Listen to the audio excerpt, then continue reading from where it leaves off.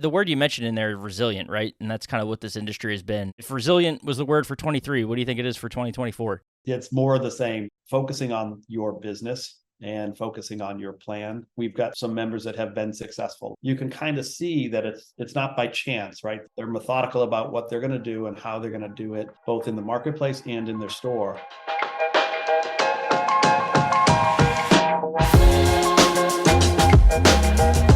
Welcome into the Independent Thinking Podcast. This is your host, Rob Stott.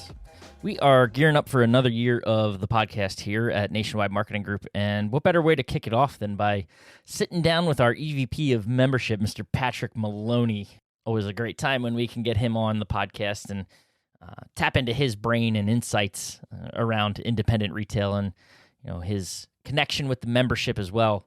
Hearing from the front lines of this organization, the challenges that retailers face today, as well as the opportunities and where they're seeing success and all that sort of stuff. So anytime any start of a year, I think it's a great opportunity to look back at those previous 12 months, reflect on how things were, what went well, what didn't, challenges faced, things like that, and then take those learnings and look ahead to the next 12 months and what we can apply to our strategies and the way we go about business based on what we've learned over the past year. And that's what we try to do with Patrick today.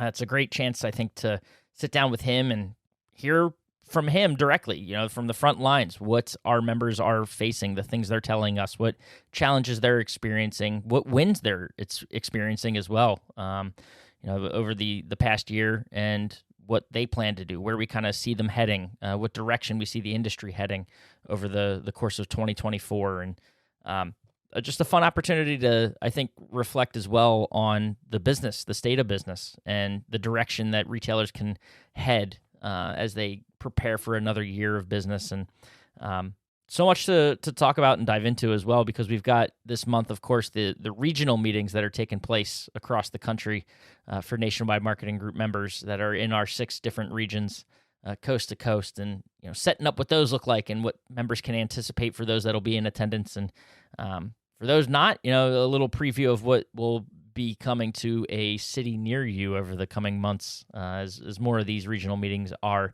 planned and executed. So just a great kickoff, right, to the new year, and dive into this industry and everything happening and do it with Patrick and set us up for a year of success. So let's go into it. This is Patrick Maloney, our EVP of membership here on the Independent Thinking Podcast.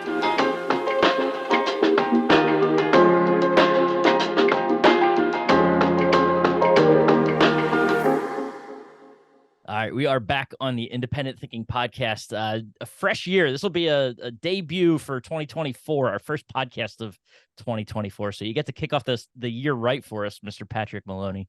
No pressure. No pressure. Fantastic. This is exactly what I want to be in the starting blocks. Get us out the gate hot. All right, you ready for this? Yeah, buddy. First of all, how you doing?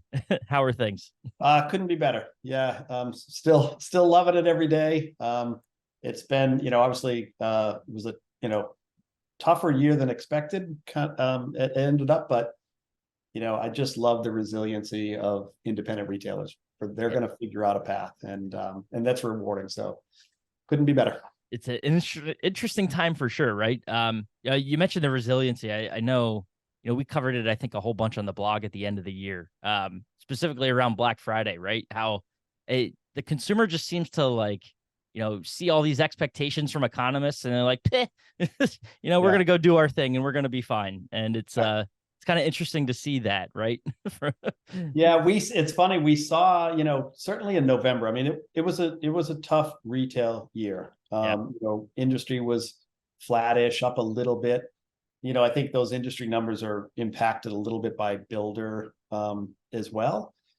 So we were seeing a lot of shipments, but the order rights were kind of slipping.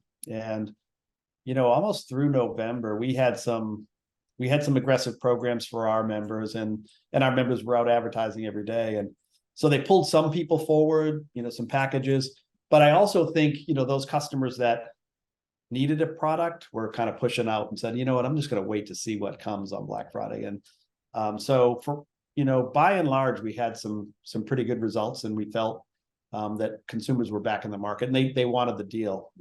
I think with what has been happening with interest rates, it's a challenging time for a lot of folks out there. Yeah. Well, question for you, because I had a similar conversation with someone in in the distribution space, and it came up even during recently at CEDIA for our custom integration dealers. When you talk about the year over year and like numbers slipping, is it tough to compare because of how strong 22 and 21 were as years? Like, do we factor any of that into it when we're looking at those kind of numbers? Yeah, for sure. I mean, obviously, through COVID, it was just a rocket ship, right? But it started to normalize a little bit at the beginning of last year. And then really in Q4, we were comping some just okay numbers, right? So we, as I think a lot of our members put together 2023 plans, they expected Q4 to be like this. But then, the economy hit and, right. and, I think interest rates just kind of kept people in place. I think, we had, I think the number is like 2.4 appliances per new house. So when someone moves into a new home, they're going out and buying a couple of new appliances. We got some information the other day that Bank of America said in mattresses, someone that buys a new home spends 6 times more on mattresses than, so, yeah. But with the interest rate so high, people are locking in. They're not, they've decided, what, I'm at this great interest rate, I'm not going to move. But they're also, had been, very cautious of what they're spending. And so, as a result, I think, I've never seen a percentage so high. 72% of consumers are buying under duress, right? So they're not going, hey, let's remodel the house. They're going, I hope this thing lasts another week. And I think there's some actions that, we can take from that and some ways to go to market from that. But the reality was that consumer was, not coming out shopping and redoing. I mean, there's certainly sections of the industry that are doing that, but by and large, they were just waiting for something to break and just replacing that. They weren't even buying the dryer. They were just going, okay, the washer's done. Let's go get a new washer. Let's get it. And then we have a front loader, but we're just going to buy a top loader. So less people in the market, and they're buying kind of more, I guess, lower end stuff, not the super high end stuff. Right. Well, the word you mentioned in there, resilient, right? And that's kind of what this industry has been. And to sum up 23 in 1 year, that might be the word, I think, right? So as you look ahead to 24, and we can get kind of into the, more in the weeds, but to sort of set the stage for what expectations are, what if resilient was the word for 23, what do you think it is for 2024? It's more of the same. I think certainly through the first half, I think it's going to be a challenge. It's an election year as well, right? So, that always kind of throws a little, not chaos, but just kind of optimism is not at its highest, right? So, right. And that's just typical for every year, regardless of where we are. So I think, focusing on your business and focusing on your plan. We've got some members that have been successful, but you can kind of see that it's not by chance, right? They're methodical about what they're going to do and how they're going to do it, both in the marketplace and in their store. And I think that's it. I think you have to focus on your business, and you have to dedicate and have a plan, not just, hope they come in. You mentioned COVID, like that was just, hey, they were just rolling through the doors, right? We just, we're hoping to get product. Now it's okay. How do we, there's fewer people coming through the door. How do we maximize that sale? Yeah. So, I mean, I think retailers could kind of take a lot from the last year, those that were successful, right? And kind of learn from that and apply it moving forward. What were some of those things that they did in 23 that, in spite of these challenges, that enabled them to see some success? Yeah, I think, those that were successful leaned into like advertising, leaned into a plan. I think when business is tough, foot traffic isn't coming through the door, they're buying, they're not buying the premium product. They're buying kind of, more opening price point stuff. It's easy to go, hey, you know what? I'm not going to advertise. I'm going to save my way, out of this thing. And It's those that are successful did the exact opposite, right? They leaned into advertising. So if you think about, we talked about those 72% of consumers that are buying an address, they're only in the market for a couple of days, day and a half. Old numbers were they shopped, 3 stores. Now they're shopping 1.5, and that other half a store is probably going to be online. So they're taking and kind of looking at what the needs are out there, right? So dress customer wants it today. Yeah. So they're out showing themselves in the market that, hey, we have this product, we have it in stock, we have it on display, and they're showing price. So the other fear is that, and even if it's just a couple of models, to show an example of what they can get, a consumer can get. One of the challenges with independent retailers is the perception is, hey, they can't buy as great as, the big box stores. And that simply isn't the case. But we also have to tell them that, right? Tell consumers that. So, they're out in the market every day. They're addressing kind of the needs of that consumer that could be walking through their door. And they're showing that they have the product. It's on display. Yeah. So it's staying out there. It's kind of the same. I feel like it's not too different from the message. Yeah, they were rolling in sort of on their own without having to be, enticed to come to your store, right? But it was still like a great time to work on marketing and Sure. Not slip up at all or fall behind in sort of your efforts there. So it's a different time for sure, different environment, but the message is kind of the same, which I think is and I think the right? other thing is like, it's not, and it just doesn't end there, right? You need to figure out once you have them in the store, okay, now what do you do? What's the plan? And I think, again, those that have been successful have a true plan to sell. I mean, they are, sure, they're buying right. They're focusing on the categories that those consumers are coming in. Like, if a refrigerator dies or a freezer dies, you need one immediately. If a dishwasher goes out, you can wash dishes for a couple of weeks, but you have to have those kind of key pieces in the lineup ready to go. And so, focus on, buying right. I know we've had a lot of throughput on our Primetrics art tool, assortment rationalization tool. Find out what the right model is to have, but don't let it happen by chance once they're in the store. You need to train the frontline sales folks to, okay, this is what we have. This is what we have in stock. This is what consumers are going to come in for, coupled with the rebate and what the package is and all of that stuff. But you have to be, it can't just be by chance, right? It has to be a plan. And those, now you're getting less customers in the store. You have to have a plan when you get them in the store. Conversion rates better go up. Well, 100%, right? And I think we feel confident in independent retail about our close rates. But again, if you're not out in the marketplace telling them that you have great stuff at great prices, then you're not getting as many at bats, right? Right. No, completely fair point. Are there other areas of the business too that they should? So obviously marketing's number one. Are there other things in a time like this that they could be doing, other things that they could be doing for business to try to, set themselves up for success? Yeah, I think the other thing is that those opening price point pieces that these duress consumers are buying are generally not the most profitable. It's not the super high end stuff. It's the, more traditional. And so it's an opportunity for our members to really focus on maximizing the sale and maximizing that basket. And so, listen, financing has shot through the roof. More consumers are coming in and getting financing than, and we have a ton of great programs, right? Whether it's with Wells or Synchrony, but tap into that, utilize 12, 18-month finance programs. And then we also have, a waterfall for second chance financing.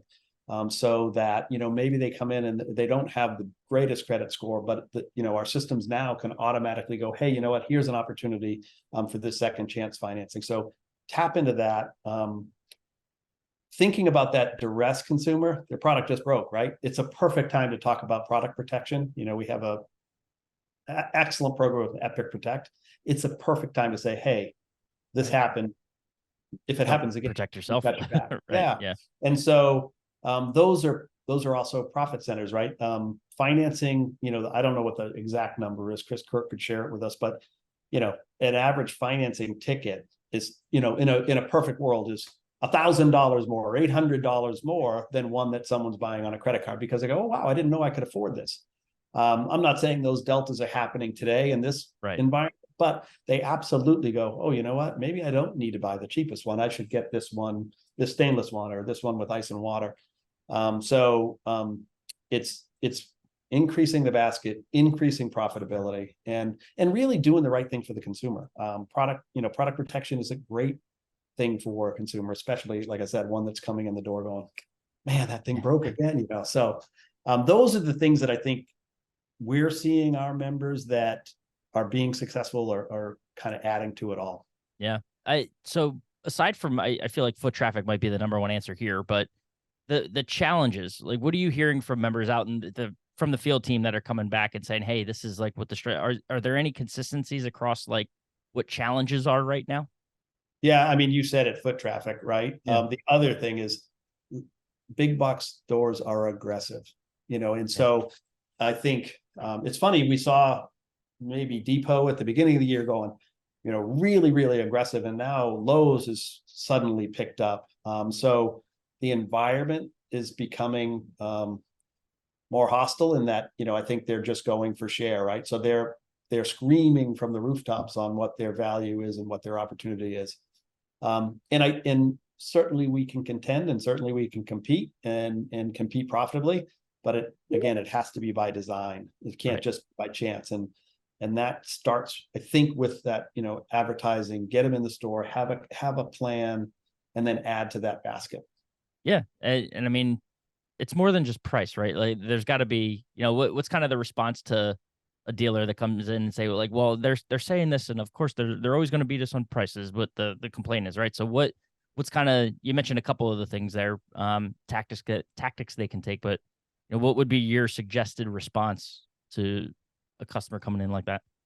Well, think about that consumer, right? The more, like, they're under duress, they need help, and so price is not all they should be concerned about. And I think if discussed correctly, they're going to have to get that old one out, they're going to have to get the new one in. Oh, by the way, what if it needs to be serviced? Does your local big box have that? No. And Mrs. Jones, we've been here for 50 years. That's part of that conversation. So not only product protection, the fact that we can deliver, install, remove the old, it's really kind of, it just takes all the kind of questions out of the consumer's head. And I think, again, the live inventory ready to go, we've got members that are doing next day, same day delivery. And so when we start comparing apples to apples, not only can we hit the same price point, we can deliver so much more value in the surrounding, whether it's that delivery, install, service, all of those. Yeah. And it's one of those things too. I think to some conversations we've had on here with, members of the group that it's more than it's putting a face to the business, right? And it's hard to do that with those other, entities that are out there that you kind of walk in, you don't know who you're talking to. And I mean, you have that. If there's a leg up, it's that you're part of the fabric of that community, and 100%. Something you can absolutely lean into. Have to lean into. And I think the other challenge, those duress consumers, it's a transaction. They just want in and out. They need to get something in quick. And so, like I said, you need to make sure you're feathering in both the value and the support you're going to give for them in the future. So we've got some unique opportunities. You've talked about a lot of the products and services and things like that are out there, but as well, the field team. It's been almost a year, right? It will be coming up on a year by the time this publishes, since the regions, the formation there of the new regions and everything. And we'll be in the midst, I believe, as this goes live, of some first ever regional meetings. Yes. Yeah. So talk about, the prep. We could talk about the prep work. I wish we could, see into the future and talk about how they're going, right? But I'm sure they're going to be phenomenal. But talk about yeah, right. I see it now. Yeah. But talk about the prep work going into that and kind of those opportunities and what they present, for and so those regions. Yeah, you're right. And we, spent some time, designing these new regions for a bunch of reasons. And most importantly was acting locally, scale is important, really important. And, when negotiating programs, but we also need to be nimble locally.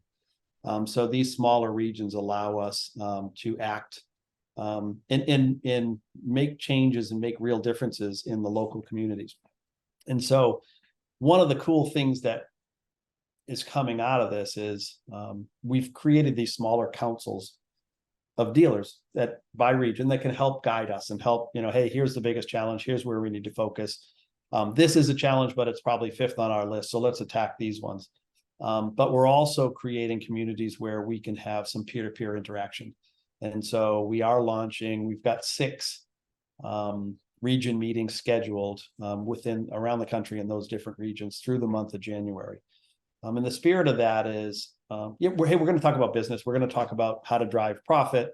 We're going to talk about, we're going to actually have some members do some presentations on how they're driving their business, how they're looking at their profit sheet, and some different unique ways of looking at your day-to-day business.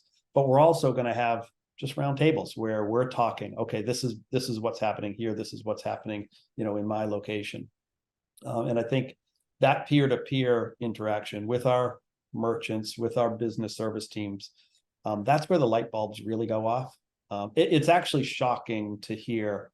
It's so great to hear that our members get together and we just listen, and it's the stuff that comes out. You think are these little tiny things, little tiny nuggets that, oh my gosh, like, yeah, these guys are all on islands, right? And once they start communicating, like, oh, I'm feeling that too. I'm feeling that too. So we are excited about, that launch for a bunch of reasons. But I think most importantly, kicking off 2024 with a bang, and putting ourselves and our members in the right position to be successful. Right. A big kickoff to Q1. There's something about those settings too. Like we can have, even, and there's absolutely value to it. So I don't want this to come off the wrong way, but like an in-store visit, you're still in kind of your environment in your retail location where you do business. The ability to, for a day, remove yourself from that and just have those conversations. Like there's no bigger difference than being able to just go somewhere and kind of think about it and talk with other people and be just out of that environment to clear your head almost as you're talking about it. And that's you're 100% right? You can be sitting at your desk having a conversation with someone, but you're thinking, I got to put fuel in the truck. Did I pay the insurance? Who's so-and-so's calling in sick tomorrow? So to take yourself out of that environment is pretty important. The other thing that we like about this is it's a day and a half. It's a dinner and a day, and it's a drive. So prime time is, wildly successful. We have, thousands of dealers and thousands of people there, from the vendor community and new product introductions and NLAs and all of those things. And they're great, but it's a plane ride and it takes, 2 or 3 days out of your business. These are going to be more frequent and easier to attend. So we're already seeing some really cool numbers for build up for that. The registrations are out there. We're seeing them start to fill in. And this is something we're going to continue. Again, it's not only just for the member, it's feedback for us and for the vendor community. Yeah. And important word there, frequent, right? Something that, just because January may come and go before you know it, there's going to be other opportunities. And I'm sure we haven't heard about it. I'm sure they're already hard at work on where that next slate is. No, it'll be exciting. Especially there's a Northeast, right? And I think they're in DC if I recall that schedule correctly. So I don't know, man, I could vouch for a Philly event. I got a pool if we do it in the summer. We'll get some members over here, cook out, No, we will certainly move them around. Like I said, to try to have a drive-in, some people are going to drive 3 hours, some are going to drive an hour. And so we will rotate them. We can do them in smaller cities. We don't have to hold our breath twice a year to go to Las Vegas or Nashville. They can be in more, modest communities. No, that's awesome. And excited to hear too, because there was a Philly regional event not too long ago that I got to, sit down and experience some of that, and just those smaller rooms. It's cool to watch the interactions happen and Of course, there's the presentation style, like learning from Nationwide, but it's those roundtable discussions of Awesome. like two members talking, like, how much do you charge for delivery and install? And it's like, I'm charging only this. Like, what an opportunity! Like, I could be doing, it's those quick turn light bulb moments, like you said, that are really cool to witness and just see it. Yeah. The impact it has on the member. It's absolutely awesome and humbling. You're like, oh my gosh, these guys, Yeah. and to see the passion and intensity these folks have about their business. And again, it's nothing's by chance. These guys are so deadly focused on serving their communities, and hey, making some profit along the way, but really solving a problem in their community. Yeah, no, it's really incredible. Yeah. Cool. Well, we look forward to all of that. Participating in those, seeing what they what comes out of them. And then of course too, looking ahead to the new year and seeing how this community continues to be, your word, resilient, right? So yeah, buddy. Yep. Strap in. Yeah, I love it. Awesome. Well, Mr. Maloney, we appreciate it. This was as always a lot of fun. And I'm sure I'll tie you down for another one before you know it. Yeah, I appreciate that. Thanks for the opportunity.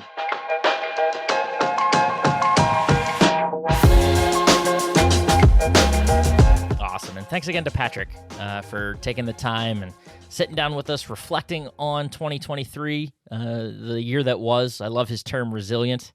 I think a common refrain for this industry of independent retailers, just a very resilient bunch, no matter what gets thrown at them economically or otherwise. But very true, I think, what he says, and appreciate him taking the time to not only reflect, but look ahead as well. So look forward to catching up with him down the line, and of course catching up with our members at shows across the country, be it Primetime or these other regional events as well. So until then, appreciate you listening to the Independent Thinking Podcast, and we will catch you next time.